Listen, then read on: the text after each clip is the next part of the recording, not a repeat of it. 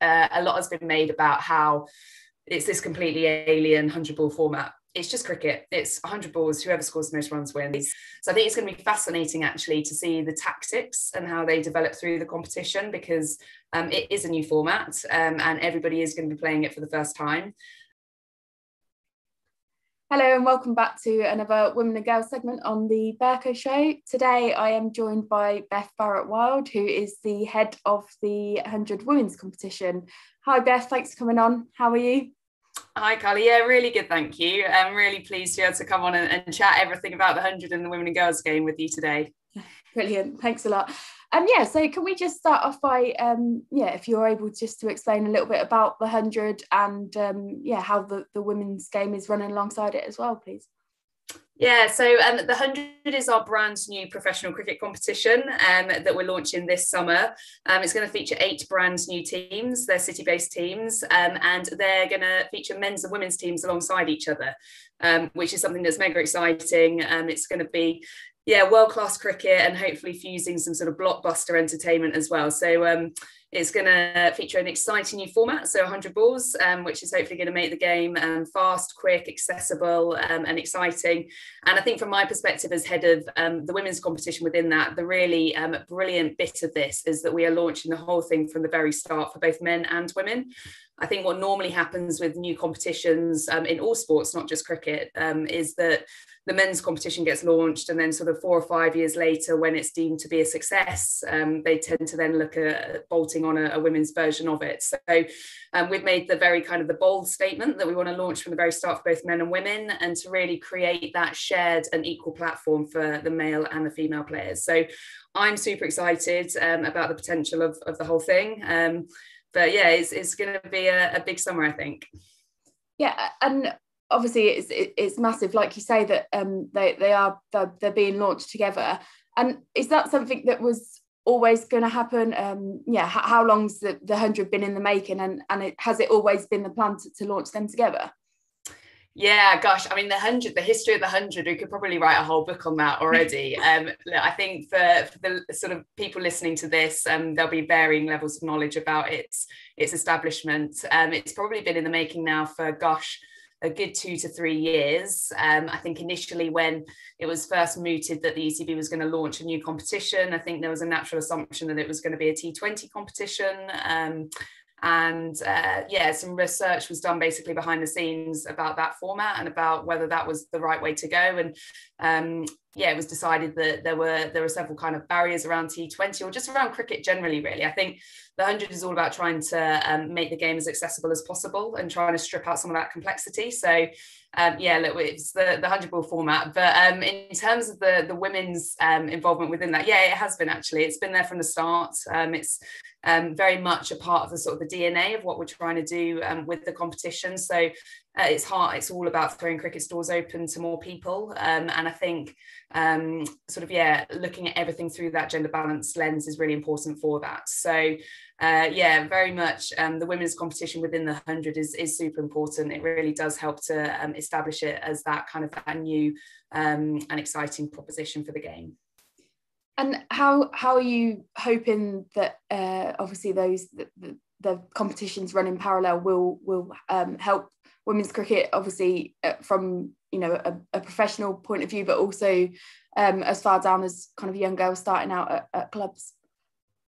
Yeah, I think having them running parallel to each other is really important. I think being able to normalise cricket as a sport for men and women on that shared platform this summer, and it is going to be a high profile competition. So we know we've got extensive coverage through our broadcast partners. So Sky and the BBC.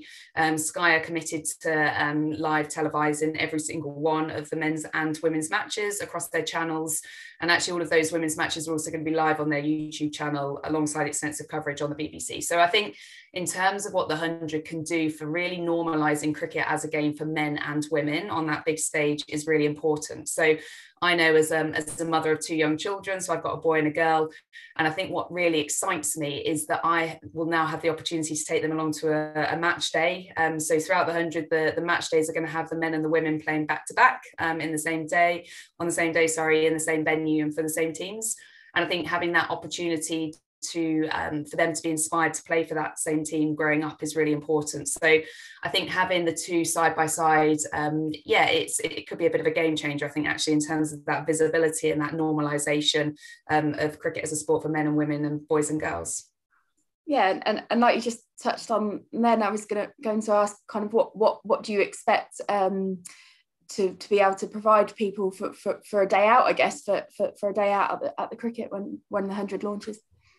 Yeah, I think, gosh, first and foremost, the cricket on the field itself is going to be world class. So we've seen that we've been able to attract some of the best players from around the world. I think, especially in the women's competition, I'm really pleased that we've been able to sign up the likes of Meg Lanning and Elise Perry, and also Sophie Devine and others around the 8 teams. So I think in terms of the cricket itself, I think that's going to be brilliant. And then I think, as you sort of said there, Carly, like the stuff that's going on off the field as well, like we're trying to reimagine, I guess, what the match day experience feels like. So it's going to be fun, it's going to be colourful, it's going to be exciting. I mentioned there that, I've got my 2 kids, like they're very young, so we need to make sure that they're entertained all the time. So I think everything just in terms of how we integrate music, how we use various sort of graphics and things on the screens, will just hopefully help to bring everything to life. And I think it's just going to be different. And I think that's it. I think sometimes with change and with new things, there can come uncertainty. But I think for this, we're really working very hard with all of our partners and also with the Cricket Network, just to try and make it as accessible as possible and really kind of, throw cricket stores open to more people. Yeah, and obviously you mentioned there the attraction that the women's side of it has got, and the international players that are coming to join. And what do you think the kind of the USP and the draw is that's got all of these great players in? Gosh, great question. I think there's probably a few things. I think for the women's game, I've been thinking about this a lot recently, actually, and I think we're on this incredible journey around professionalisation of women's cricket, and I think we've seen that with events such as the 2017 Women's World Cup over here and that full house at Lord's to watch the final there, and then I think also with the Women's T20 World Cup at the MCG last year, and gosh, 87,000 people going to watch that. I think the women's game is growing, but I think they still need to play more. I think the players are desperate to play as much cricket as they can. And I think if you look at the calendar of world-class women's cricket, it's still actually, compared to where the men's game is, it's still not as congested. So I think actually there's an opportunity that hopefully the overseas players, they've seen as a chance to come over here, play some brilliant cricket. I think especially with the pandemic and the fact that there has been a bit of a reduction over the last 12 months of women's cricket, unfortunately. I think hopefully this summer and the 100 within this summer will almost restart that starting pistol and give the players that big stage, that big platform to play. Look, I'm really pleased with all of the overseas players that we've been able to attract. There are a few complications, as always, just with global travel, etc. at the moment. So that's probably one of the things that's keeping me busy, just trying to keep across all of that and working with our government team on that. But we're confident at the moment that we're in a good place. So I think those world-class players, and I think just combined with our domestic talent as well, I think if you take a step back and just look at where women's and girls cricket is now, it's just accelerated so quickly. So I used to play, I don't play so much anymore, but I just think back to where we were 10 years ago and the opportunities that were there for me, like as a young player. It's unrecognizable now. So I think in terms of that, the quality of our domestic players, so I think it's going to be really exciting actually to see some of those young stars coming through and really make a name for themselves, and that just the fact that they're going to have the opportunity to play at the likes of Lords and the Oval and Edgbaston, etc., on this sort of big stage and big platform. It's just unbelievable, really. So I think hopefully it's going to be a bit of a game-changing moment for the women and girls game. I'd kind of second what you said there about obviously 10 years ago it being completely unrecognisable, and like you say, with obviously the domestic improvements at the minute and the contracts and the launching of the 100, it's all kind of all go, isn't it? And but how important do you think that is for young girls to see who are involved in cricket? How important is it for them to see all of these opportunities?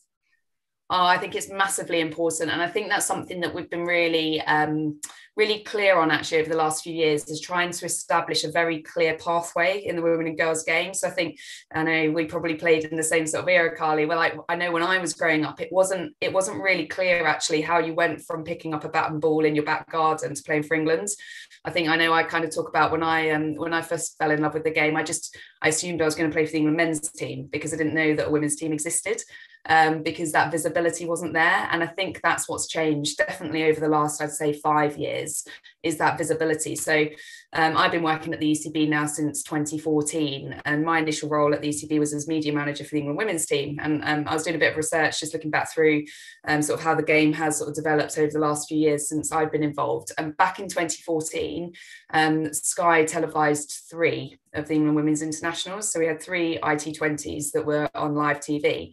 Now, if you fast forward to what's going to happen this summer, Sky have committed to 52 days of live women's cricket across their channels this summer. And I think that level of visibility in terms of young girls picking up a bat and ball for the first time, or maybe they haven't picked up a bat and ball yet because they've not sort of discovered or unearthed this amazing game of cricket. So I think that visibility piece is just hugely important. And I think within that, just the whole pathway. So having those clear steps that they can go through from being an all-star to England star. So being an all-star at 5 years old and getting involved, and then the steps that they can go through to then play for the England women's team.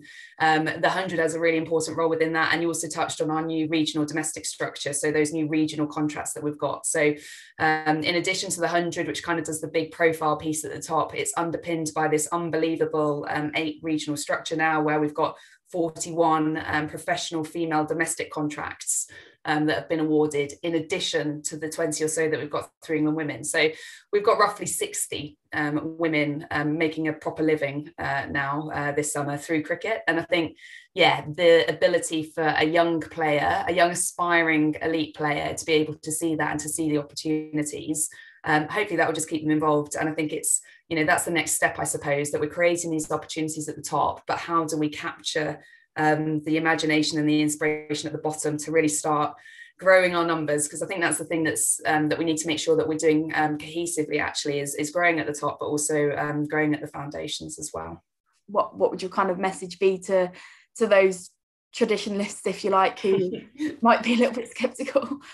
Yeah, look, I think it's I think what's brilliant about cricket actually is that we have, and this is going to sound really marketing-esque, and I've obviously spent too much time with our marketing and digital teams, etc. recently, but we have a brilliant portfolio of products. And what that means is that we have lots of different opportunities for people to watch and enjoy and love cricket now.